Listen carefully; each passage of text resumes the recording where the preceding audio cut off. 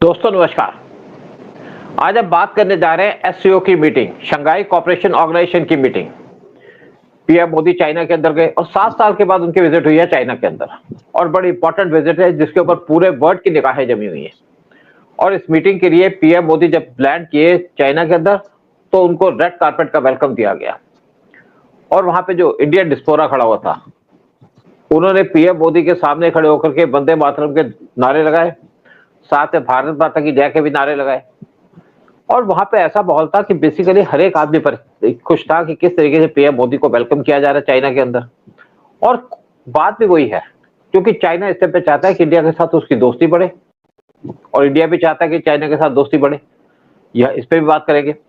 लेकिन एससीओ के 10 मेंबर हैं और यहाँ पे 20 हेड ऑफ स्टेट को बुलाया गया था, कुछ को एज ए गेस्ट बुलाया गया था। इंडिया ने एससीओ को ज्वाइन किया था 2015 में और 2017 में इसका परमानेंट मेंबर बन गया था, फॉर्मली उन्होंने ज्वाइन कर लिया था। 2023 में एससीओ की मीटिंग हुई थी इंडिया के अंदर जहाँ पे जी जिनपिंग नहीं आए थे क्योंकि उस टाइम पे बॉर्डर पे टेंशन चल रही थी दोनों कंट्रीज के बीच में, लेह लद्दाख और टेमचक का इशू था। तो इसी इशू पे बात करने के हमारे साथ बैठे उदय शंकर पारी जी। इनकी भी अच्छी नॉलेज आप देखते हैं, बॉलीवुड को तो छोड़िए, इनकी हर एक इशू, इंटरनेशनल इशू पे आजकल बहुत अच्छी नॉलेज है, बहुत अच्छी पकड़ है इनकी, क्योंकि इंटरेस्ट भी लेते हैं और इनको इन चीजों में बहुत ज्यादा एक इंटरेस्ट भी है और कीन इंटरेस्ट लेते हैं इन चीजों के अंदर। उदय शंकर पानी जी, जो एससीओ की मीटिंग हुई है इससे इंडिया और चाइना के रिलेशन तो बढ़ेंगे, मजबूत होंगे, साथ में इंडिया और रशिया के रिलेशन इंप्रूव होंगे, उसकी हम अलग बात करेंगे रशिया के बारे में। लेकिन साथ में ट्रंप को बहुत भारी झटका लगा है। तो आप क्या कहना चाहेंगे, जो एससीओ की मीटिंग हुई और पीएम मोदी गए, उनको ग्रेट वेलकम दिया गया चाइना के अंदर? सर, जो नाराजा ये अपना नजारा एससीओ का है और जो कुछ वहां हो रहा है, this is the last thing Trump wanted to see. यानी उसकी अगर तबीयत बिगड़ गई है तो उसके बड़े वैलिड रीजन है और उसमें सबसे बड़ा रीजन है एससीओ। वो देख रहा है कि उसके हाथ से एक तो वो निकल रहा है पूरा पावर का जो जोर है, जो कहते थे America is a super power और सुपर पावर शिफ्ट हो गया यहाँ एशिया में। और ये जो नोबेल प्राइज का उसको जो नशा चढ़ा था वो हाथ से गया सर। उनको पता है कि मोदी ने बाजी मार ली है and he is constantly in touch with Russia as well as अपना चाइना नहीं, दूसरी चाइना कंट्री में रशिया एंड ये जिनकी वॉर चल रही है के साथ, उक्रेन हाँ, उक्रेन के साथ। And he is almost near his मंजिल। हो सकता है कि बहुत ही जल्दी पुतिन सीज फायर कर दे और इसका श्रेय पूरा मोदी को दे, जिस तरह से मोदी की तारीफ कर रहे हैं। तो मोदी का ये जो वर्ल्ड पावर बनने का जो एक कोशिश थी, उसके लिए मेरे ख्याल से SCO meeting is very very important, very fruitful step. और मोदी जी तो सर, उनके हर मूव तो उनका ब्रह्मोस मिसाइल जैसा होता है। He never loses his target और he never loses the limelight. जितने भी लीडर आप खड़े कर दीजिए, बीच में खिल के निकलते हैं हमारे मोदी जी। बिल्कुल। तो it is a very good meeting. और चाइना के साथ जो अगर दोस्ती सचमुच हो गई तो इंडिया की 50% तकलीफें सॉल्व हो जाए, अगर चाइना धोखा ना दिया तो। ये तो चंगू मंगू है, पाकिस्तान हो गए, बांग्लादेश हो गए, श्रीलंका, ये छोटी छोटी कंट्रीज हैं सर, इनका कोई फर्क नहीं। देखा नहीं आपने वो पाकिस्तान के जो प्राइम मिनिस्टर वहां खड़े थे, ऐसा लग रहा था जैसे कोई सिक्योरिटी वाला खड़ा है। वो ऐसे देख रहा है पुतिन को और मोदी जी को। उसको समझ ही नहीं आ रहा है यार, ये इतने याराना कैसे हो गया इन दोनों का कि हाथ में हाथ डाल के चले जा रहे हैं और इतनी हंसते हंसते बात कर रहे हैं, इतने कॉन्फिडेंटली उनकी दोस्ती चल रही है। So it is a very good development. SCO is going to be very good for the country and very good for the world actually. देखो ऐसे एससीओ, अगर एससीओ की बात करें तो एससीओ के अंदर क्या बिल पास होते हैं, क्या इशू डिस्कस किए जाते हैं, उसकी ज्यादा सिग्निफिकेंस नहीं है। सिग्निफिकेंस है कि एससीओ की मीटिंग के अंदर चाइना, पाकिस्तान, चाइना, इंडिया और रशिया इस टाइम पे पार्टिसिपेट कर रहे हैं। तीनों बड़ी बड़ी कंट्रीज हैं और इससे ट्रंप को बहुत ज्यादा तकलीफ हो रही है। देखिए एससीओ की मीटिंग के अंदर एक स्पेशल डिस्कशन की गई और डिस्कशन हुई कि पहलगाम का टेरर अटैक, उसको क्रिटिसाइज किया गया बगैर पाकिस्तान का नाम लिए। और इससे 2 महीने पहले जब राजनाथ सिंह गए थे एससीओ की मीटिंग अटेंड करने, तो वहां पे पहलगाम को मेंशन नहीं किया गया, बल्कि बलूचिस्तान को मेंशन किया गया, जिससे राजनाथ सिंह ने वहां पे जो एग्रीमेंट था उसको साइन नहीं किया। लेकिन 2 महीने के बाद क्या चेंज हो गया कि चाइना ने अपनी पलटी मार ली उन्होंने, और यहाँ पे पास कर दिया एक रेजोल्यूशन पहलगाम टेरर अटैक का कि ऐसा अटैक किसी को सपोर्ट नहीं करना चाहिए, और जिसने सपोर्ट किया पाकिस्तान का नाम ले लिया। और इससे क्या है कि पाकिस्तान की शक्ल देखने वाली थी उनके प्राइम मिनिस्टर की। जब ये बात हो रही थी, पीएम मोदी ने क्लियरली मीटिंग के अंदर क्लियरली कह दिया कि पहलगाम का अटैक ह्यूमैनिटी के खिलाफ है और कोई कंट्रीज को सपोर्ट करती है तो उसके खिलाफ एक्शन होना चाहिए। ये जो मीटिंग थी एससीओ की, इसको पूरा वर्ल्ड बड़े ध्यान से बात कर रहा था और चाइनीज मीडिया ने इंडिया को प्रेस किया कि जो यूएस का टैरिफ है उसके ऊपर जिस तरीके से इंडिया फॉर्मली स्टैंड हुआ है यूएस के खिलाफ, उसको बहुत ज्यादा प्रेस कर रहे हैं। वो कहते हैं कोई कंट्री इस तरीके से यूएस के सामने नहीं खड़ी जिस तरीके से इंडिया खड़ा हुआ है, जबकि इंडिया एक राइजिंग इकोनॉमी थी। और आजकल कहा कि जो इंडिया का स्टैंड है वो ऐसे लगता है कि इंडिया एक डेवलप्ड कंट्री है। और इसी तरीके यूएस और वेस्टर्न मीडिया वो भी ट्रंप को पुशअप कर रहे हैं, उसको कह रहे हैं कि आपकी वजह से ही हुआ है, आपकी गलत नीतियों की वजह से हुआ है, और उन्होंने उसको क्रिटिसाइज किया। साथ में जो न्यूयॉर्क टाइम है उसने भी एक आर्टिकल लिखा है उससे कहा जो ये मीटिंग हुई थी इससे पहले जब ट्रंप ने पाकिस्तान के आर्मी चीफ को बुलाया था और पीएम मोदी से फोन पे बात की थी, तो पीएम मोदी ने उनसे क्लियरली कह दिया था कि आपका कोई रोल नहीं है, जो इंडिया और पाकिस्तान का युद्ध खत्म हुआ है ये हमारे दोनों कंट्री के बीच की बात थी, और हम किसी भी थर्ड कंट्री को इन्वाइट नहीं करेंगे या उसको परमिशन नहीं देंगे कि हमारे बीच के रिलेशन के अंदर इंटरवीन करे। तो ये भी बड़ा धक्का था उनको। इससे पहले आपको पता है कि कुछ ऑस्ट्रेलियन न्यूज़पेपर और जापानीज न्यूज़पेपर ने कहा था कि ट्रंप के टैरिफ को क्रिटिसाइज किया था और कहा था कि पीएम मोदी उनका फोन नहीं उठा रहे। और न्यूयॉर्क टाइम्स ने भी इसी टाइप की एक स्टेटमेंट दे दी है कि पीएम मोदी ने फर्मली ट्रंप से कह दिया था। देखिए यहाँ जब मीटिंग हो रही थी तो यहाँ पे बहुत सी बातें हुई। एक 40 मिनट की मीटिंग हुई पीएम मोदी और जी जिनपिंग के बीच में। नॉर्मली जब साइडलाइन पे मीटिंग होती है तो 5 या 10 मिनट की होती है और 15 मिनट की हो गई। यहाँ तो 40 मिनट की मीटिंग हुई दोनों कंट्रीज के बीच में, यानी कि जी जिनपिंग सर वो शेड्यूल था 40 मिनट का, नहीं शेड्यूल था 40 मिनट का और गई 60 मिनट का। It got extended. ओके। अच्छा, उसके अंदर जो है ना पीएम मोदी ने कहा कि हमारे दोनों कंट्री के जो लोग हैं 280 करोड़ के लोग हैं, यानी कि 2.8 बिलियन के लोग हैं, और ये 1/3 है टोटल पॉपुलेशन के, या 30% है। और साथ में एक्चुअली क्या है कि चाइना इस टाइम पे इंडिया से दोस्ती चाहता है।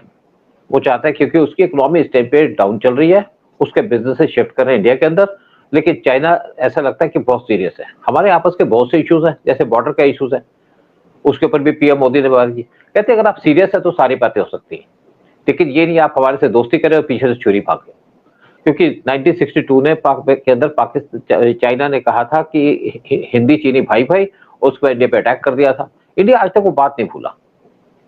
लेकिन फिर जब 2017 में जब इन्होंने डेमचौक एरिया के अंदर इंटरफेरेंस की, एक्चुअली डेमचौक बिलोंग करता है भूटान को, इंडिया ने इनकी सड़क बनाने से मना कर दिया और इंडियन फोर्सेस वहां सामने खड़ी हो गई। 73 दिन तक स्टैंड ऑफ चला, उसके बाद चाइना ने विड्रॉ किया, तो चाइना को लग गया कि इंडिया उस टाइम पे डिफरेंट है, वो 62 वाला इंडिया नहीं है। उसके बाद जब 2020 में हमारा डिफरेंसेस चल रहे थे पैंगोंग लेक और लेह लद्दाख एरिया के अंदर, ये उसके ऊपर भी बात हुई। तो अब दोनों कंट्रीज मान गए कि दोनों कंट्रीज के आर्मी वहां पे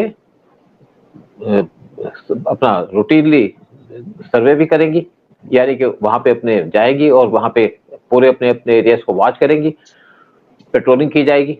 तो उस पर भी चाइना मान गया। इससे पहले इंडिया ने भी कह दिया था कि जो भी चाइनीज आना चाहते हैं इंडिया के अंदर हम उनको वीजा देंगे, और चाइना ने भी परमिट कर दिया कि जो इंडियन पिलग्रिमेज के जाना चाहते हैं चाइना के अंदर या तिब्बत के अंदर उनको भी वीजा देंगे, और लोग जा भी रहे हैं। तो दोनों कंट्रीज इस टाइम पे एग्री कर गए पहली बार कि हम बॉर्डर के इशू को रिजॉल्व करेंगे। देखिए इशू इतना आसान नहीं है, क्योंकि एक तो 38,000 स्क्वायर किलोमीटर का एरिया अक्साई चीन का वो चाइना कब्जे में है, क्या उसकी बात हो सकती है? लेकिन दूसरी तरफ जो हमारा बॉर्डर का एरिया है, जो लेह लद्दाख का या इवन अरुणाचल प्रदेश का, वो भी डिस्प्यूटेड है। वो आज तक एलएसी है, यानी कि लाइन ऑफ एक्चुअल कंट्रोल। तो पीएम मोदी ने कहा कि इस इशू को रिजॉल्व करना चाहिए और जो इशू एलएसी का है इसको कन्वर्ट कर देना चाहिए एलओसी के अंदर, और इस पे बात होगी, क्योंकि ये इशू एकदम तो रिजॉल्व नहीं होगा, टाइम लगेगा। लेकिन चाइना एग्री कर गया, पहली बार चाइना ने एग्री किया कि इसको रिजॉल्व करेंगे। लेकिन साथ में ये भी एश्योरेंस दिया उन्होंने कि हमने एक टीम को कॉन्स्टिट्यूट किया, हाई लेवल की टीम होगी जो देखेगी कि बॉर्डर के ऊपर कोई गड़बड़ ना हो। जैसे मई 2020 के अंदर, जून 2020 के अंदर दोनों कंट्रीज के जो हमारे सोल्जर्स थे उनका क्लैश हो गया था, जबकि वहां पे 1967 से एक एग्रीमेंट है कि कोई किसी पे गोली नहीं चलाएगा। गोली नहीं चली, लेकिन बहुत से चक्कू और छुरियां चली, जिसके अंदर 20 हमारे सोल्जर मारे गए थे। तो इंडिया ने भी रिटेलिएट किया था और अश्योर किया कि पाकिस्तान चाइना दोबारा ऐसा ना करे। और हमारे जो सोल्जर थे उनको रॉड्स दी गई थी जिनके ऊपर इलेक्ट्रिक के झटके लग सकते थे जिनसे। और उसके बाद हमने तवांग के एरिया के अंदर जो चाइनीज घुस गए थे, 300 करीब चाइनीज घुस गए थे, उनको बंदी बना के रख लिया था। उनको हफ्ते के बाद छोड़ा जब हाई लेवल इंटरफेरेंस हुई। तो चाइना को समझ में आ गया कि इंडिया उस टाइप का इंडिया नहीं है जो पहले था।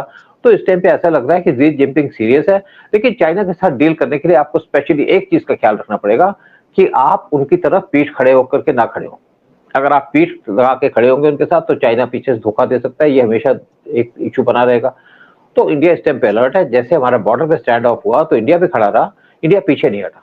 तो ऐसा लग रहा है कि अब जो है चाइना को समझ में आ गया कि इंडिया एक स्ट्रांग पावर है, और जी जिनपिंग ने कहा कि एलिफेंट और ड्रैगन वो साथ मिलेंगे तो वर्ल्ड को रूल करेंगे।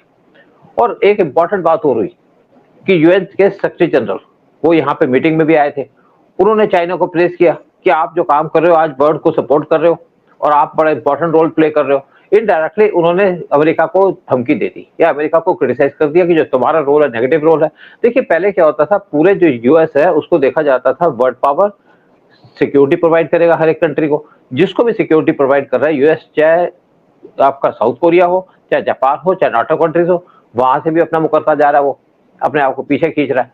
तो इससे पूरा वर्ल्ड यूएस से नाराज है और यूएस की जो पॉलिसी है, स्पेशली ट्रंप की जो पॉलिसी है, उससे जो झटका लगा है वो लगा यूएस को, और यूएस इस टाइम पे आइसोलेटेड है पूरे वर्ल्ड के अंदर। हाँ सर, मैं खाली यहाँ पर दो बातें कहना चाहूंगा। एक तो गलवान हाइट में जब अपना हमारे 20 सोल्जर मरे थे, हुआ ये था कि हमारी एक गाड़ी फिसल के चली गई थी पानी के अंदर, and that was the reason we so many people died. और वहां क्या है ना, वो हाइट पे पानी बहुत ही, उसका जोर बहुत तेज होता है। मतलब उसके अंदर अगर आप मछली भी डाल दें तो उसका 15 मिनट में उसका कीमा बन जाता है, तो वो पत्थरों से टकराते टकराते पानी आता है। तो दैट वाज द प्रॉब्लम कि हमारी एक गाड़ी जिसके अंदर हमारे जवान लोग थे वो फिसल के पानी के अंदर चली गई। That is why we had a casualty of 20 people. और ये दूसरा सर, ये हमारे ट्रम्प भैया की अगर तबीयत बिगड़ गई है, और आज अमेरिका में, जैसे मेरा एक प्रोडक्शन कंट्रोलर है आजकल अमेरिका में बसा हुआ है, प्रवीण पुरी उसका नाम है, तो वो मुझे सुबह बता रहा था, कहता पापा जी 99.9% अमेरिकन आर अब्यूजिंग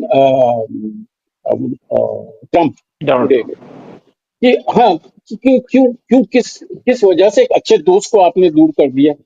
और कहता जी वहां डॉक्टर सारे हिंदुस्तानी है, दवाइयां सारी हिंदुस्तानी है, और वो अगर जिस दिन रोके इंडिया को रिवेंज लेने के लिए एक ही काम करना है, just stop supplying to America these things, और वो डाइवर्ट कर दीजिए ना दूसरी कंट्रीज के अंदर।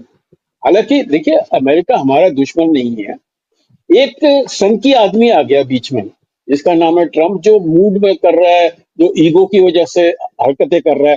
अदरवाइज कोई फर्क ही नहीं है जो हमारे ऑब्जेक्टिव्स और अमेरिकन ऑब्जेक्टिव्स हैं।